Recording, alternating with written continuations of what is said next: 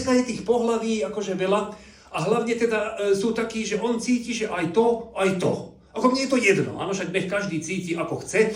Áno, len teda uvedomte, že koľko to donese všelijakých komplikácií, lebo oni chcú mať, že v občianskom. Nové občianstvo bude treba, formuláre bude treba, nové papiera, kopa sa minie, hajzle potrebujú nové. Dneska zoberte je taký podnik, že sú tam, ja neviem, 8 stolov, 2 hajzlíky, áno.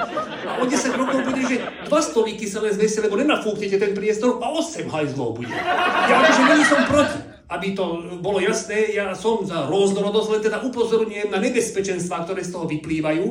A musím jedným dýchom povedať teda, že ako to vyzeralo za mojich čias. No ja keby som v 85.